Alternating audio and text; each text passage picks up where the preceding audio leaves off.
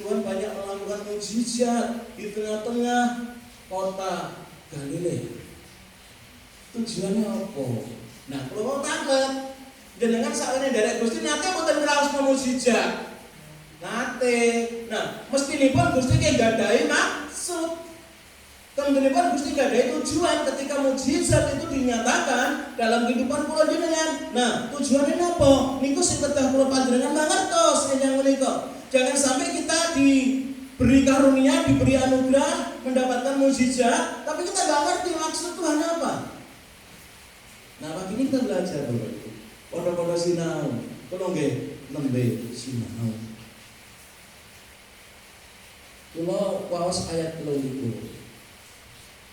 Yesus pun berkeliling di seluruh Galilea. Ia mengajar dalam rumah-rumah ibadat dan memberitakan Injil Kerajaan Allah serta melenyapkan segala penyakit dan kelemahan di antara bangsa itu. Ayat 2, perhatikan.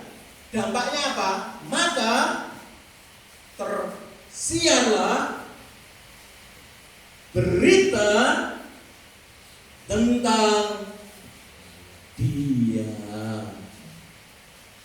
Jadi semua hal yang dilakukan Tuhan di ayat 23 berdampak di ayat yang ke-24, yaitu apa? Berita tentang Yesus tersiar ke banyak orang.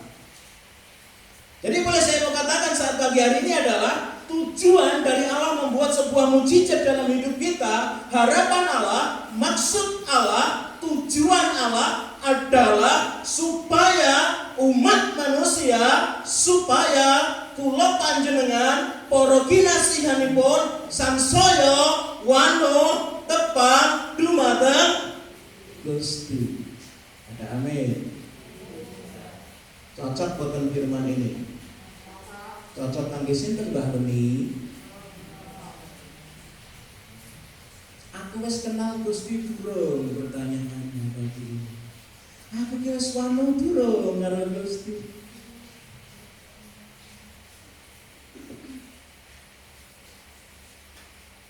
Aku butuh mujizat nek durung wano. Wong kamu dari Gusti masuk dari wano datang Gusti kan boten nggih. Temtunipun kula jenengan sakmenika wekdal jaman menika sampun wano dumateng Gusti. Nek menawa perlu mujizat ora? Berarti nek perlu mujizat berarti kaya wong sing anyaran niku wau. Mujizat dilakukan Tuhan tujuannya adalah supaya orang mengenal Dia, supaya orang memandang Dia, supaya orang fokus kepada Dia. Dan pada akhirnya orang itu percaya kepada Dia. Maka buat jangan ini kan jenengan kita terus Gusti boten. Hatiku percaya. Ini hanya sekedar tenlatih napa ten jero manah jenengan. Nek nyanyi hatiku percaya luar biasa, tapi ketika persoalan datang dalam hidupmu, percaya tidak Tuhan menolongmu. Wah, kok tekan kono jebule nggih, Pak. Lah iyalah. Mujizat itu hanya untuk orang-orang yang belum kenal Tuhan. Masa sih Pak? Ya tidak selalu begitu. Tetapi menurut konteks Matius pasal 4, mujizat hanya untuk mereka yang belum kenal Tuhan. Kalau kita sebagai orang Kristen sudah dari Gusti sudah tahun, 20 tahun, 30 tahun, 80 tahun, izin ngetut ke Gusti pengen untuk mujizat terus, itu sama hanya iman kita dibangun di atas batu karang atau pasir.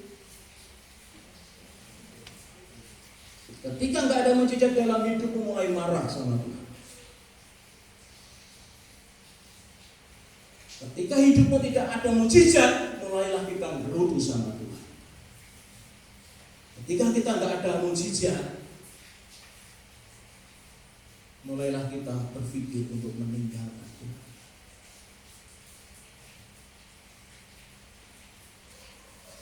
Cocok betul firman itu. Cocok betul firmannya.